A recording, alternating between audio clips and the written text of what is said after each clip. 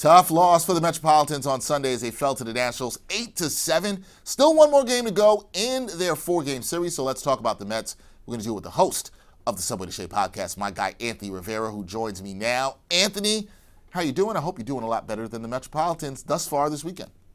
I am doing a lot better than the Mets because, after this game, you let it go and you move on to Monday, and hopefully they can split this series coming up. Yeah, that is still the hope. All you can do is try to move on, see how you can bounce back. But we're going to get into it and talk about what's happened with the Mets thus far this weekend. Because, Anthony, they've dropped 2 of 3 to the Nationals so far this weekend, including a tough 8-7 loss, as we just mentioned on Sunday. What do you think were the key factors that led to the team losing 2 of the first 3 games of this 4-game series? Well, on Friday, the umpire didn't help when they blew that call with the Mets having the bases loaded that led to a triple play. That didn't help whatsoever. But, the bullpen faltered in that game as well as faltered on Sunday as well. But Sunday felt more like a team effort. There wasn't any big bats, even though they scored 7 runs. The rest of the game was kind of quiet for the Mets offense. They even had an opportunity to score 2 in the ninth. They did not, and that led to the big blow up from Ryan Stanley at the end of the game. Yeah, now when you look at what happened there on Friday, you look at also Sunday, right? Because Sunday, I think, is a tough one for the Mets fans because they had a 7-1 lead in the 5th inning. They can't hold on. Two-part question here. Is the collapse on Sunday a result of an overworked bullpen? And how much of a concern do you have with Ryan Stanek, who blew his second save, not of the season, but of the series here this weekend? How much concern do you have with him?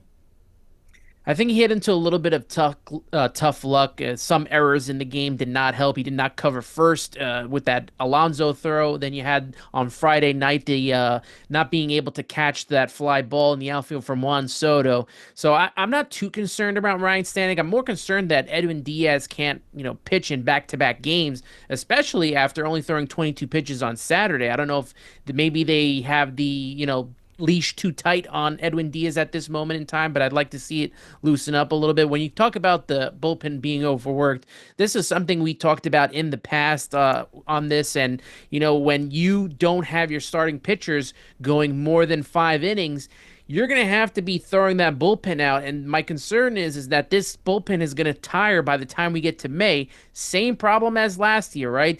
The starters did not go deep into games. So by May, they were very tired. Reed Garrett was exhausted after kind of saving the team in April last year. You're looking at the same type of thing happening here. A lot of these pitchers have been used for a lot of innings, and that's going to get frustrating if you don't get length out of these starting pitchers. Yeah, something you're going to need. Otherwise, you're going to have an overworked bullpen.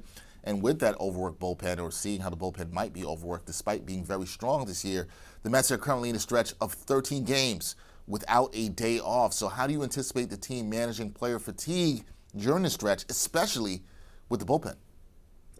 It's really tough, right? Because if you're not getting length out of your stars, and thankfully we got some length out of Tyler McGill, and we saw that didn't even work today. So, it's really tough unless your starters are giving you 6, 7 innings. The great part about this bullpen, it's very versatile with guys like Max Kranick, Brazaban as well, Reed Garrett. They can give you multiple innings. The only issue comes where, they don't have that second lefty in AJ Minter, who just went on the IL, but they brought up Jose Urena, who also can give you multiple innings and start in the games. So when you're talking about the bullpen, their versatility is the only thing I can think of that can help them avoid this fatigue. When it comes to the lineup, we welcomed back Francisco Alvarez, who had a 2-run home run on Saturday, Jeff McNeil as well. So maybe a little bit of fresh, bats in the lineup can help them as well. But the Mets and guys like Brandon Nimmo, Tyrone Taylor, as well as Starling Marte, they're going to have to step up because they're batting under 200 right now. That just doesn't work for this offense and this lineup.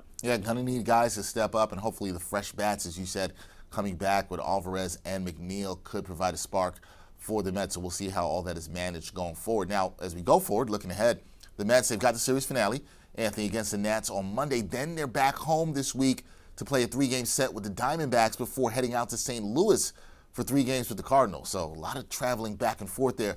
What should Mets fans keep an eye on with the team this week? I'm most concerned about Brandon Nimmo. I mentioned him just a few moments ago. He's batting 192 in the lineup right now. They really need to get him going. He has not gotten going since mid-May of last season, where he got off to a hot start. and it has been trickling down and down where he's not the guy that probably should be batting fourth or fifth. I don't know what to do with him in the lineup right now. You can't put him at the top because Lindor's your leadoff guy, and you got Juan Soto at two, Pete Alonso at three, and that seems to be working. Mark Vientos is coming around. That's a guy that I want to really keep an eye on the positive because he's batting, I think, over 300 over his last 7 games. If he could get some of that power and help out this lineup, that's big for the Mets. That would be huge. All right, so keep your eyes on both of those guys. Brandon Nimmo, Mark Vientos starting to heat up. We'll see if the Mets are able to get back to their winning ways on Monday as they close out this series against the Nationals. That is Anthony Rivera, host of the Subway to Shea podcast. Definitely go check that out. Anthony, I hope the start of this week is better than what this weekend has been for the Mets against the Nationals. We'll see if they can turn things around. Thank you, my friend. They had the terrible loss against Minnesota and bounced back and won 7 games in a row. Let's see if they can do it again. Thanks so much, Dexter. That is true. That is a good point. Bounce back ability is always there. No problem, Anthony. Thank you.